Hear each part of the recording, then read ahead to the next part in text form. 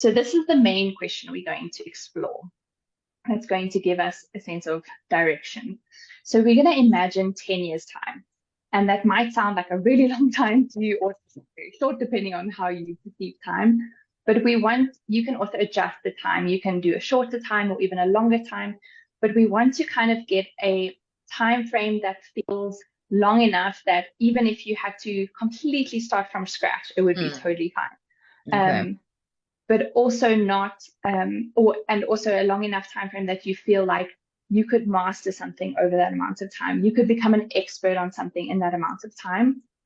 But you don't want it to be so short that it feels like you can't really get there in that amount of time. So that thing of like we overestimate what we can do in the short term, but we underestimate what we can do in the long term. And this is also why things like this are really helpful, that we don't often think about that long term. Often the change feels really urgent. And I know we've sort of talked about this as well. Like sometimes it's just because you didn't admit to yourself that you were unhappy until you were like dying inside. And it feels like I have to, make a change now. So that can be one of them. Sometimes it's just because you don't have a clear sense of where you're going. So you just want, like, that however you feel your career right now, you don't want to keep feeling, but you don't have a sense of like, okay, that's fine if I feel like that because I know where I'm going. When you have that path and you have that direction, those things are less important. And like dealing with those uncomfortable emotions of like learning to master something and sucking at it, in the short term, all of those we're much more willing to handle when we know where we're going with it. And sometimes it can be financial. We talked about that a little bit previously, kind of the sense of like, I need to make the financial side of things work now. And firstly, kind of like I was saying, there can be some aspect where you just have some sense of financial security from something else, or you just say like, I know what my path is and I'm trusting that this whole combination of things, I will have financial freedom on that journey, and like having the resilience to work through the things that are going to bring you that. So we just want to think of like this longer stretch of time. And you can think about it as like maybe you're on a stage, or maybe you're writing a book, and you're an expert on something and you've been asked to speak. What do you want to be known for? I want and that to be doesn't necessarily mean famous. What? But it can be.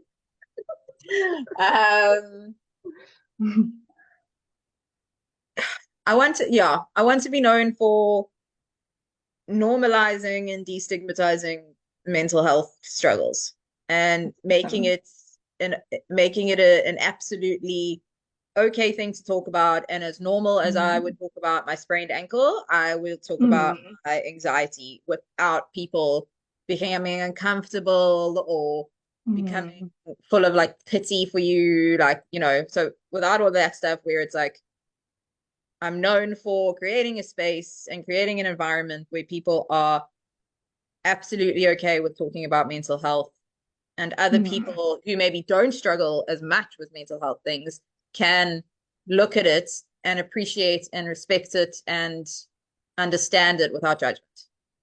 That's amazing. I love that so much. Yeah. And I just want to point out, like, one of the things that you might notice about what Jill is saying is she's not necessarily following along what she's already doing and saying like, okay, if I had to just do what I'm doing, where might I end up in 10 years? She's saying like, irrespective of what I'm actually doing as a career now, like, what do I actually want to be known for? What excites me? Like, if I had to speak on a stage and I was an expert, or I was, for some of you might not want to be on a stage, that's fine. You might be writing a book. You can think of it as, like I said, not necessarily famous, but you're just known for your contribution to that area, or you're associated with that in the circles that really matter to you. But you want to just think about it, not necessarily what you're doing now or just following that along, but what genuinely excites you.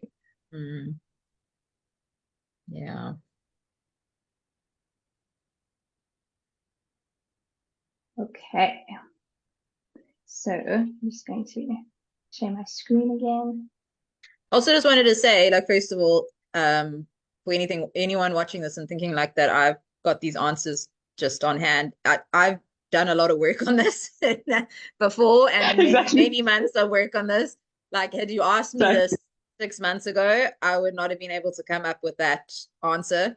It would have been far more vague. It would have been far more like, oh yeah. So I just don't That's want awesome. Thank you for bringing that this up. like Exactly. just They're be like, able how to did come up she with the answer. No. This took many months of lots of therapy, lots of coaching with Sarah, and lots of journaling. I love that. And I'm No, still that's such not a good 100% point. sure what's going on. Exactly. Exactly. Well, it sounded amazing. Oh, thank you.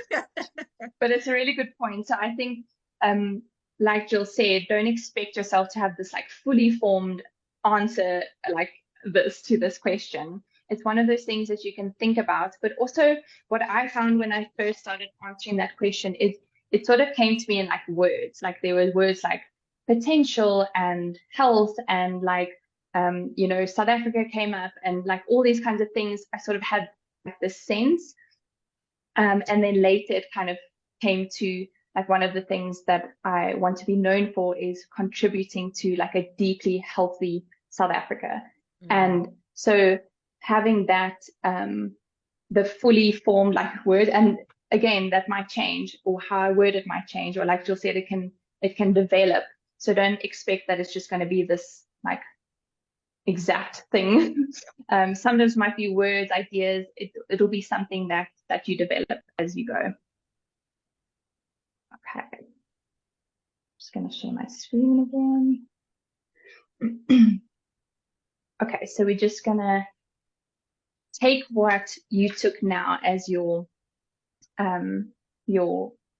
what you want to be known for. And on a scale of 1 to 5, 1 again being not at all, 5 being absolutely, how much do you feel like you're actually moving in that direction? If you have to kind of continue as you're going now. Yeah. Well, now where I am now, I would put it at a 3, which is a lot higher than it was months ago. Exactly. You'd asked me that question amazing. like 6, 7 months ago, it would have been at 1, would have been 0. 1 wouldn't have been on the scale. That's amazing progress.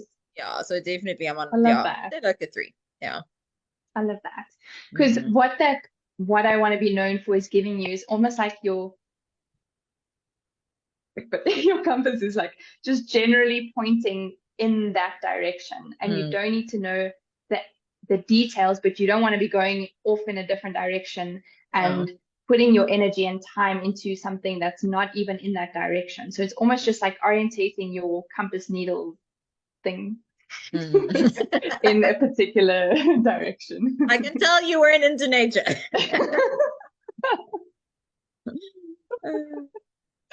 Oh goodness, people come to our farm and they're like, there's like some bird sound, and they're like, what bird is that? And I'm like, I'm learning now though. I'm learning now at the age of 32. Never too old. Exactly. Okay, cool. So there are different, I guess, paths that we can take depending, like for you, it's, in the area of like 3 or 4. And then someone else might be in the area of like 1 or 2. So I'm just going to talk about like what you would do in these 2 scenarios. So if you're like a 3 or 4, where you generally feel like you're heading in that direction, but you may be slightly off course, there are 2 ways that we can kind of, or there are many, but 2 of the ways that we're going to discuss is thinking about whether there's something within what you're already doing. So for you, what you're already doing is more like what you are now sort of going in the direction of. But in that direction, is there something within that you really want to be known for? And you can kind of use your answer to that question. So for someone who, let's say, is not like you, where they actually are embarking on something new, they're within their profession and they already feel like their profession is going towards that direction, but they just need a slight bit of kind of, redirection. You can either look at, like I said, kind of the content of your profession. Is there a niche or a field within a field that really excites you and lights you up? And can you go in that direction, and maybe not only lights you up, but is that takes you more in the direction of that thing that you answered of, this is what I want to be known for. And then the other method is adding something to what you already do. So maybe that's a course or a skill or a, you know, for example, like I said, the writing thing. Maybe you already do research, but now you need to, like, you want to be known for getting that information out there. So you need the skills of like writing or speaking or whatever it is. Is there something you can add to what you do that would get you more in the direction of that thing that you answered of, this is what I want to be known for? And then if you are in the 1 or 2, this might be the area that you might be considering a complete pivot, a complete change of field, a new path. And again, we're going to go through the actual, like, how you can choose a step for right now, but that doesn't have to be all at once, right? That's again why we choose something like a 10-year period. It doesn't mean that tomorrow you have to quit your job and like pivot to a new thing. There are steps you can take along that way, but it's just to kind of start getting clearer on, do I actually need to go in a completely different direction, or do I just need to add something or slightly shift my direction? Mm-hmm. So from that 10-year, if we take that 10-year thing of like, that's what you're known for, like someone has booked you for, you know, like to be an expert, and you're speaking on stages and you're writing books and you're doing all of the things. Mm-hmm. Let's think about a halfway mark. So if we think of 5 years, what might you want to have done in the next 5 years that get you even closer to that direction that you're going in? Mm-hmm. Mm-hmm.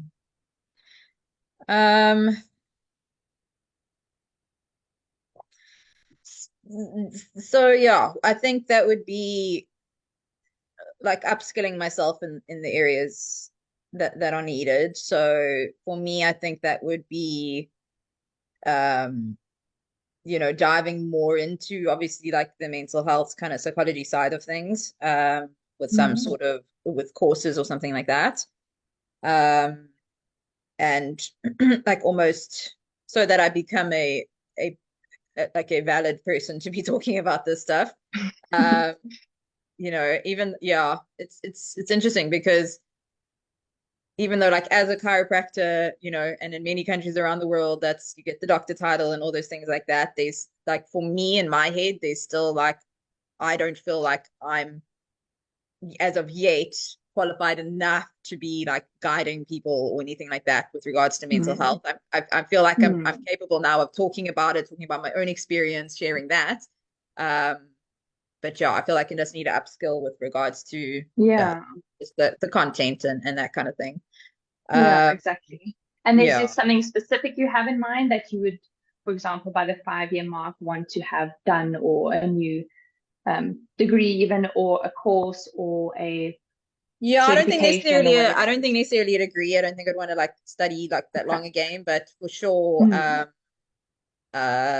like that one you spoke about with me, say, which was that like deep health coach that I think that you did, something along those lines, like really learning how people's behaviors and work those kind of things like that. So not necessarily that I That's mean, I'm awesome. hoping that will be done in a shorter time period than that.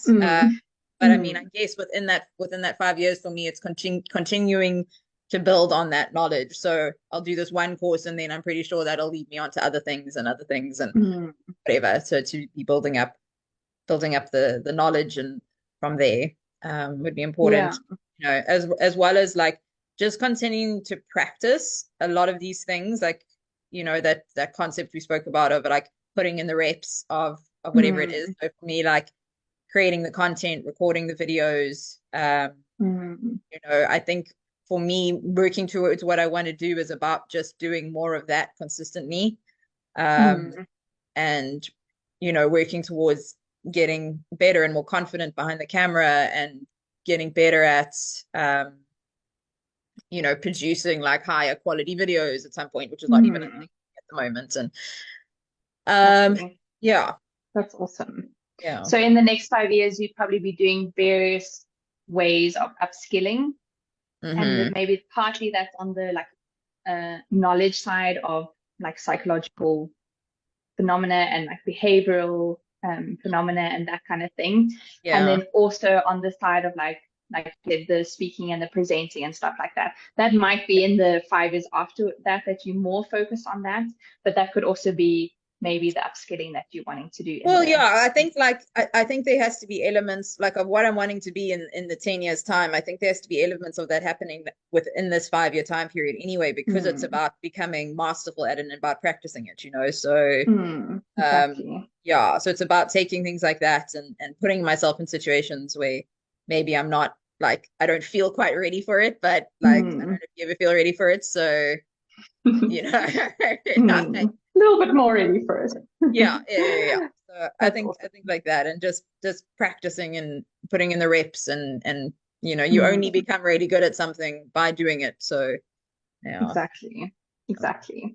And then you can either map that back in quite a granular way, like for the year 4 and year 3 and whatever, but it can also just be like generally around halfway, what do you want to be doing, and then generally around the 10-year mark.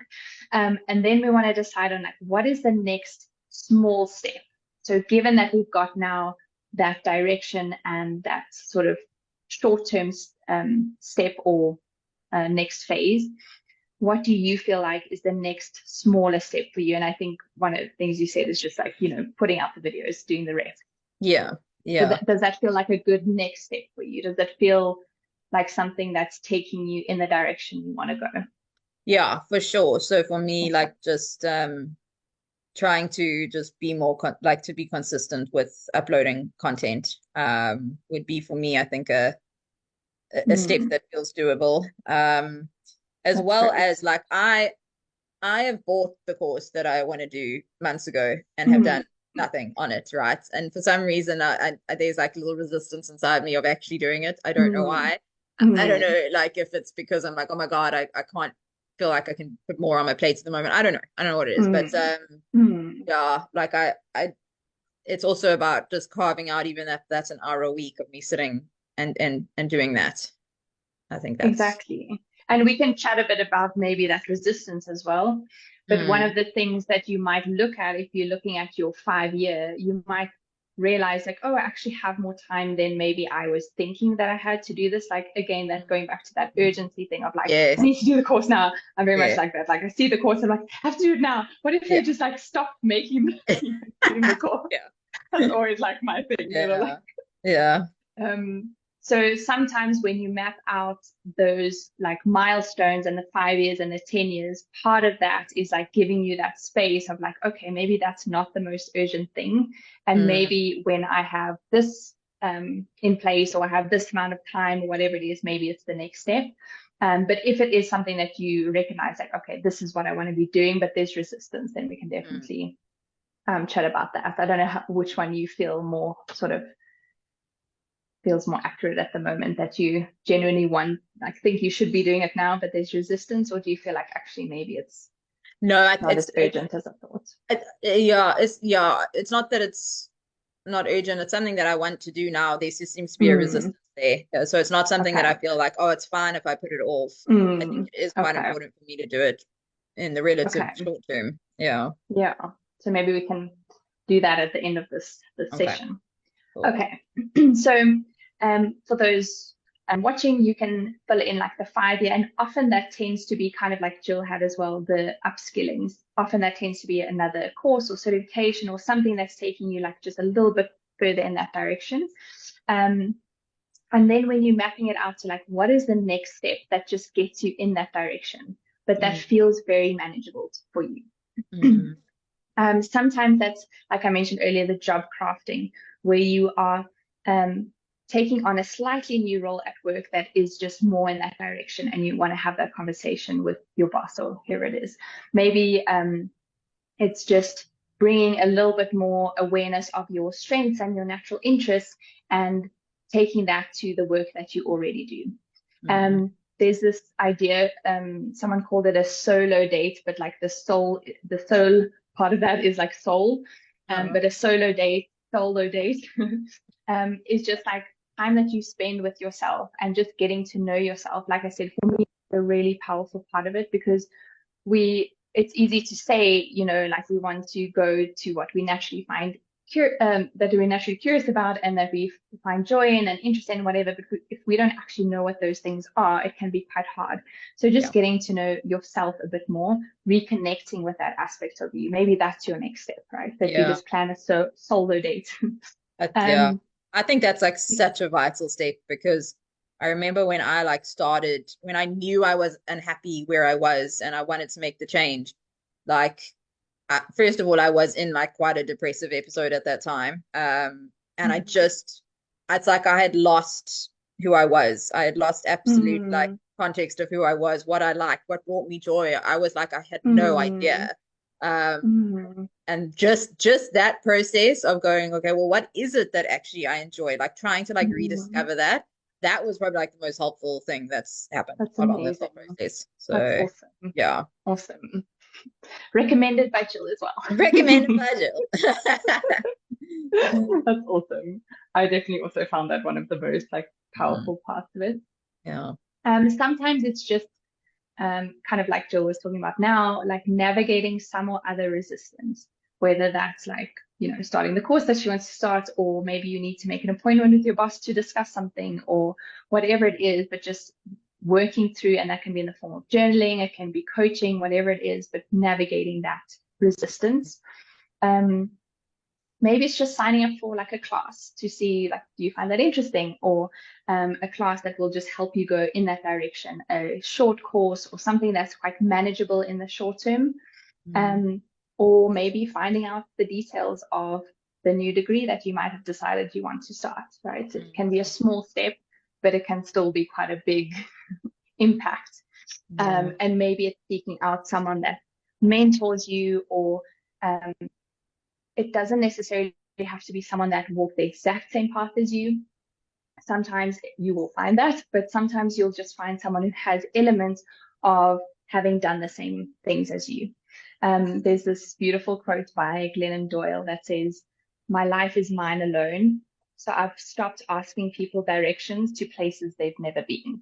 And I just love that quote. And it doesn't mean that you don't seek mentors and help and coaching and all that kind of stuff, but it's sort of being willing to say, like, I have my own journey, and even if it looks like nobody else's, I know that this is my journey. Awesome. We're going to chat a little bit about the resistance, but I just wanted to mention at the end, before I stop the screen sharing, thank you, Jill, for being here. Thank you to everyone watching the replay. Thanks for your contributions, Jill. It really helps everyone watching this. It's really, really helpful.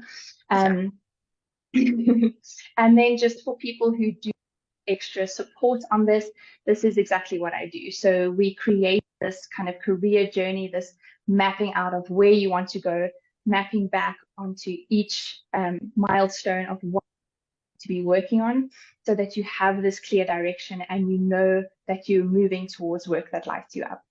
And then, like I was mentioning, that health, that deep health, mental health, physical health, emotional health. We want to be prioritizing our health in the deeper sense of that word. Really looking at, like, what is living a full, meaningful life as a human being? Like, what does that look like? And can I create that while I'm creating this career that I love? It's not just about, like, I should eat this and I should work out this many times a week. Like, we just want to go deeper, or maybe wider, if that's the way you would like to think about it. And then I like to think about coaching as the term that Adam Grant uses, called scaffolding. So when people are building a building, I always use analogies that I don't know anything about. The other day I was talking to you about boxing, and I was building a box, and the compass, and I'm like, but anyway, when you're building a building, you put up scaffolding, and it's just that, like, temporary support and height that they give that thing, so that you can build around it, and then you can take that support away. So you want that scaffolding, that support, that carry over, that kind of bridge between where you are and where you're wanting to go. And part of that is perspective part of that is just believing that you can do it before you maybe believe that yourself, giving you tools to navigate that, knowledge and resources sometimes. I do 3 months of coaching.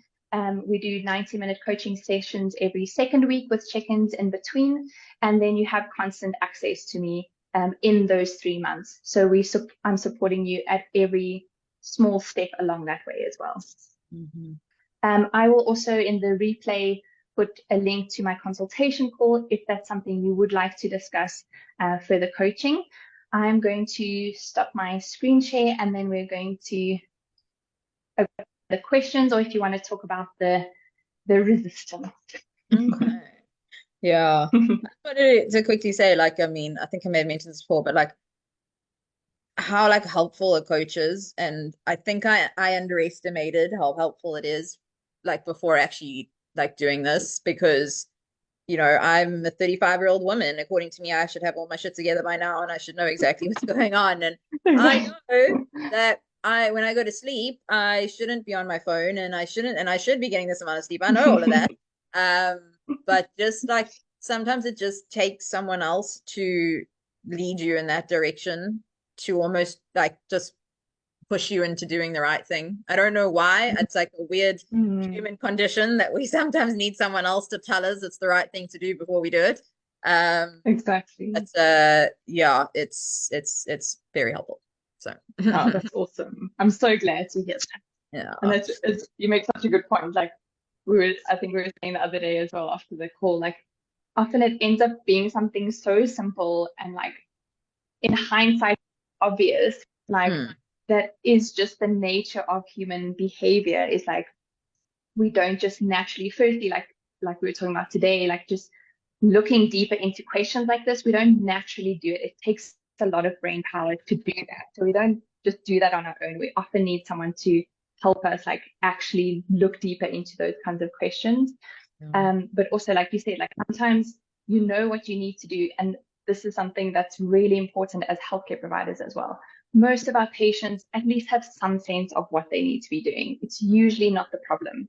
The problem is like actually doing it. And that's why I love coaching, because it doesn't just keep things theoretical of like, you should do this and this is the knowledge and this is the resources you need. And I definitely always prided myself on giving that to my patients. But that's when I started to like against that barrier of like, this isn't doing what I thought it was going to do. So yeah, I think just really noticing in yourself as well, like how often we just need that support, and also just someone taking that like theoretical and like, okay, what are we actually going to do? Like, give me the game plan, give me the action plan. Break it down. Accountability does help as well. Exactly. Accountability. Exactly. Definitely. Okay. So, sorry, did you want to ask anything, or like anything else that was unclear or that you want to work on a little bit? No, I think for me it's more like the figuring out that resistance, like why, like I'm usually very good at if I've written it down, it's gonna get done. But with this, it's not even being on the list. I don't know. I don't know why I've got this resistance, because I know it's something I'll be interested in and I'll enjoy doing, but exactly. So you say it's not even making it onto a list at the moment. Like it wasn't like it was on your to-do list and then you didn't do it. It was like it didn't even make it there. It didn't make it on the list. It's now on the list. It's now on the list. It's now on the list. The never-ending list. But like right at the bottom there somewhere. It's kind of one of those like it'll get done at some points. Like it's one of those, Okay, so let's say like what is the most, we just want to use this as an example, but like let's say you did start it, this coming week. What would be a day that feels like, okay, if there was a day in theory that I would start it would be this day? Probably a Sunday. Okay, so let's say we won't say tomorrow, but next Sunday, it was like your plan was, okay, I'm going to sit down and I'm going to open that thing and I'm going to, I don't know, read the first page or whatever it is. Mm. If you think about doing that, what are some of like the thoughts that come up? We sometimes say this as like what sentences appear in your brain. Yeah.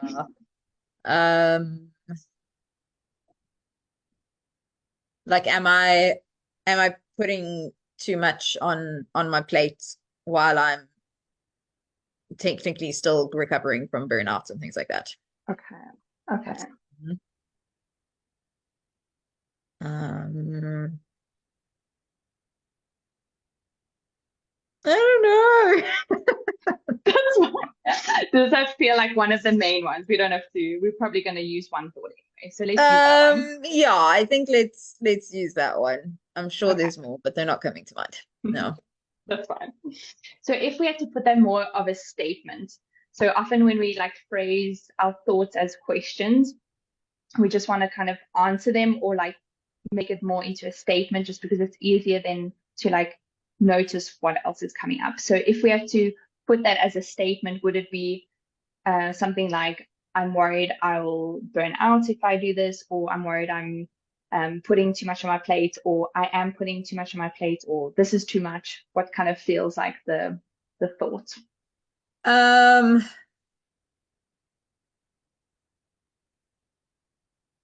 Yeah, more the I'm worried it will put too much on my plate.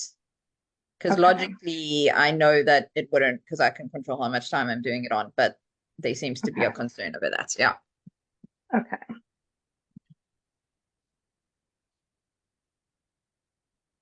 Okay. And when you think about that, like I'm worried, you basically have said that like anxiety, is it like anxiety, worry, a feeling of like Yeah, it's not, anxiousness? yeah, I would say it's not like, it's not super anxiety inducing, but there's like concern um about like fitting it all in and having the time to rest and stuff like that. Yeah, I'll say Okay. So maybe concern. I just don't like know if it's as strong concern. as, yeah, it's not, I Okay. mean, yeah, it's not my And would most, you have my that teaching. concern at that moment? Like if you were sitting down to do it, what does it feel like a different emotion would come up? Or does it also feel like you just have this concern in your back of the mind, like maybe I'm doing too much? Yeah, I think just in the back of my mind. I Okay. think if I'm actually sitting down to do it, it would be fine. I'm pretty good at like focusing on what's in front of me at the moment. Okay. Okay. So then from that place, like feeling concerned, um, thinking it's going to put too much on my plate, or I'm worried it's going to put too much on my plate. I guess the inaction or the lack of action is like you just don't even plan to do it. So not even not doing it, but there's no even plan to do it. Not even plan. And like, I mean, when I look at my to-do list, like I put it into my different sections and it's just something that's definitely on the end. And when I'm actually like Mm, doing stuff on my days off or whatever, like the other things, all my stuff for fix and all of that stuff all comes way earlier mm, on the list. mm. Yeah. Okay.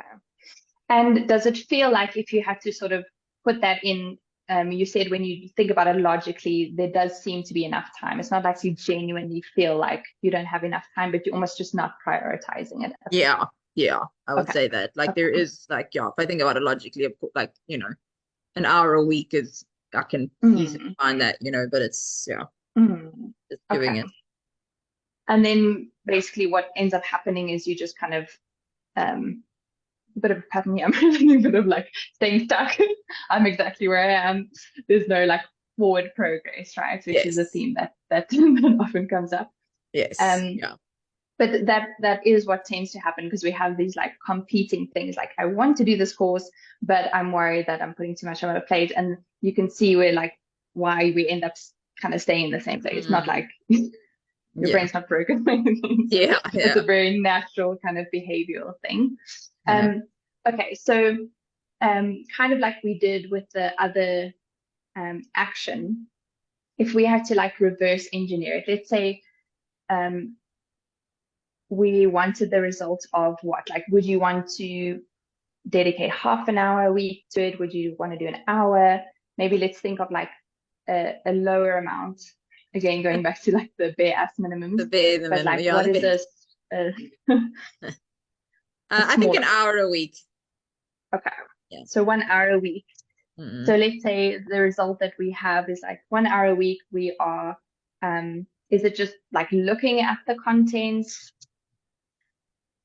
Yeah, well, I guess like just I mean, I don't know what the course. Never looked at it. So I don't know. I guess that's the first hour is figuring out what the hell it's actually going to be.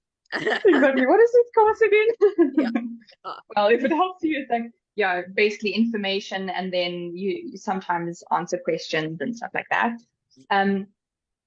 So in the beginning, you're probably just going to be like working through the content. You're not necessarily trying to like memorize it or anything like that. So Yeah. the reason I'm getting clear on this is like we just want to be super clear on like what we're actually committing to. Okay.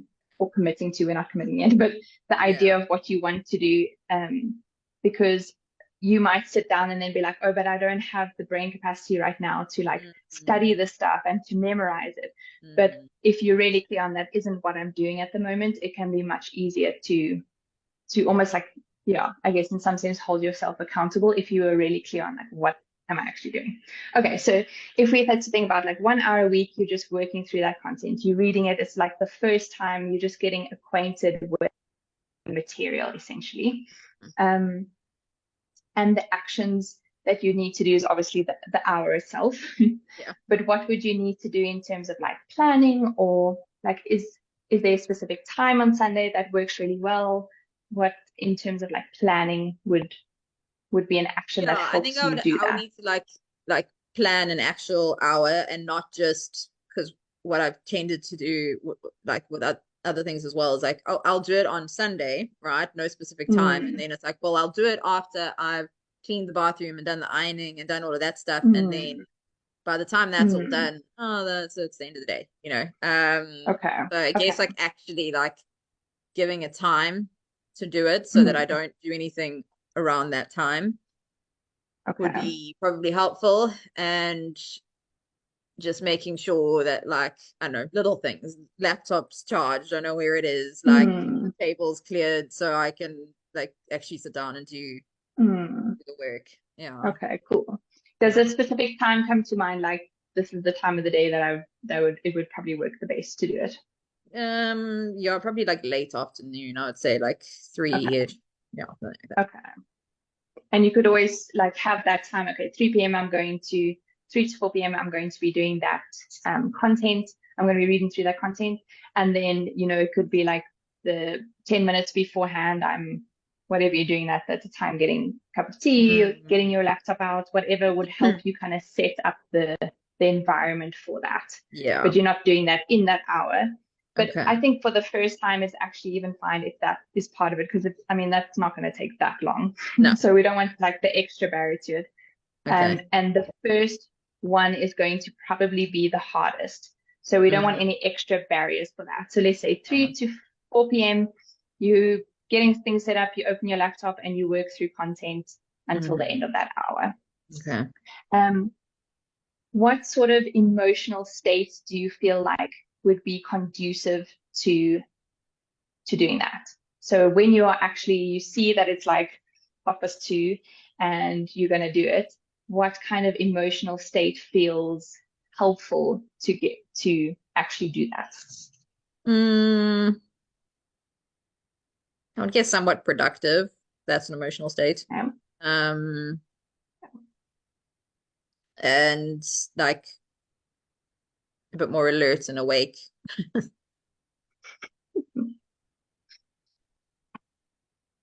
Yeah, some sort of like I have some energy, feel at least to some extent motivated. It doesn't have to be like, oh my God, no, but just like have a little bit of energy. Yeah, exactly. Okay. So what kind of thoughts do you feel would enable that kind of emotional state of I'm feeling productive, I'm feeling motivated, I'm feeling alert?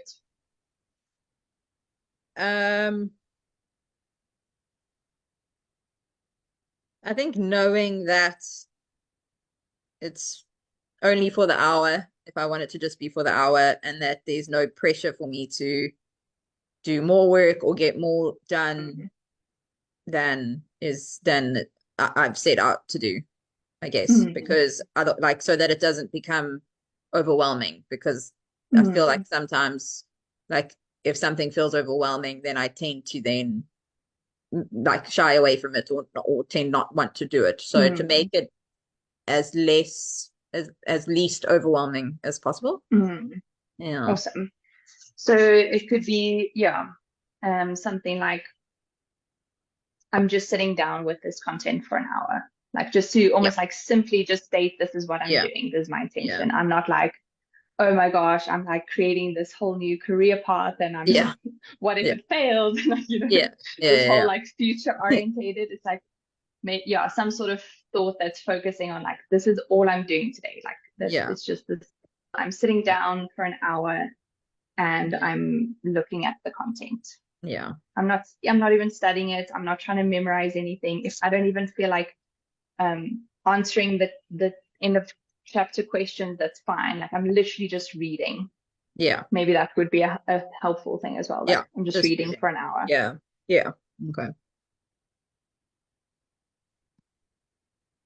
Okay, cool. So if you had to think about doing that, so committing to like, okay, next Sunday at 3 p.m.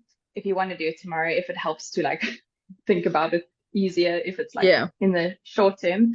But if you had to sit down and it was, it's the time that you're getting ready, and you're just thinking the thoughts, I'm just sitting down to read this content for an hour. That's all I'm doing. How do you think that would feel at the time? I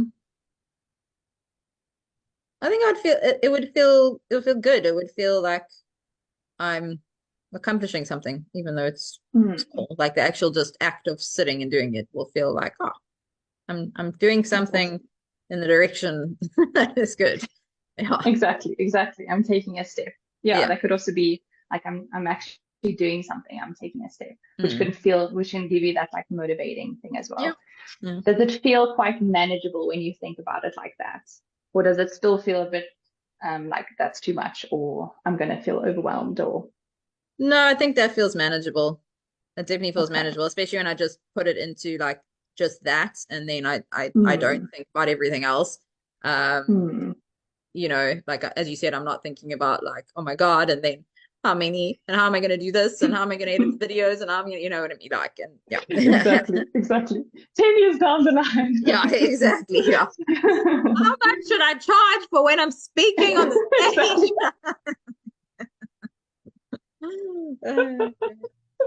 I love it. Amazing. That's awesome. So if we think about it, okay, like that's the next step, and you are sort of like committing to that thing that you want to do. This is also like, for the people watching, it can be helpful to like go through this process. That's why I kind of use the actual process of it. But you can actually go through that process yourself. It's like a self-coaching tool that you can also use on yourself. And you can then kind of, what we did is like reverse engineering. Like, this is what I want to be feeling or doing or whatever it is. And then what do I need to be thinking in order to do that? Or these are the actions I want to be taking. What are the emotions that I need to be feeling in order to do that? So you can kind of reverse engineer that. And then usually you'll find also in your thoughts, like, what is the resistance that you're actually feeling? Like, what feels like it's the problem? And for Jill, she might be concerned that she's just making her situation worse, which is like the symptoms of burnout or something like that. Like, I'm either going to, get back into that cycle, or I'm making what is already happening even worse, or, so you can identify when you think about like what sentences come up in your brain when you're sitting down to do that thing, if it's something that you sit down to do. Then it helps you identify like, where is that resistance actually coming from? And then you can explore that a little bit further. And it's a way of just kind of creating some distance between you and your thoughts, that they're not just like this all-consuming, the truth of the universe kind of thoughts, but you can see them a bit more objectively and see them for what they are. So does that sound helpful for you? Yes, it does. Awesome. It does. Oh, and that's the other thing I just wanted to mention. Like, let's say, for example, now, Jill says, I'm going to commit to, whether it's tomorrow Sunday or the next Sunday, I'm going to commit to sitting down for an hour and I'm going to be working through that content. Let's say she gets to that moment and she doesn't do it. And the thing I always like to say is that's just more data. You don't have to then go into this thing of like, I'm useless, like, what's wrong with me? Why can't I do this? It's so simple, whatever. Like, it doesn't have to be this like failure thing. We're just collecting data all the time. So when Jill gets to that point and she feels like she can't do it or she's struggling to do it, if she just kind of notices like what's going on in my brain that I can't do it, or what did I think or feel, or what are the actions that I took instead? What did I do instead? Maybe she only sat down for 15 minutes, whatever it is. Like all of it is just giving you more information about maybe the next step. Maybe she needs to reduce the time a little bit more, or maybe she needs to talk to her partner so that he also knows that she's supposed to be doing this, or she wants some accountability, whatever it is. But just noticing, like, you can always be gathering data, whether you quote unquote failed at the thing that you wanted to do or not. It's always giving you information. So it's just a side note on that. Okay. Yeah. Awesome. Love to hear about how it goes. I will let you know. Maybe I'll even do a chat with Jill about it, and then everyone will see. There you go. Exactly. I love that. Oh gosh. I'll like throw in a curveball question like, what did you think about blah blah blah blah blah? Yeah. Something that doesn't even exist. I love that part. It's my favorite. Like, oh, me too. Oh, I really enjoyed that. Awesome. Oh. Thank you so much, Jill, for contributing your answers and just helping with this whole process. It's always amazing. Thank you for doing this. It's super helpful. Super helpful. I'm so glad. Create a little bit more clarity in my mind again. So thank you. Exactly. I love that. Awesome. Keep me updated. I will do. Thank you. Bye. Bye. Thank you too.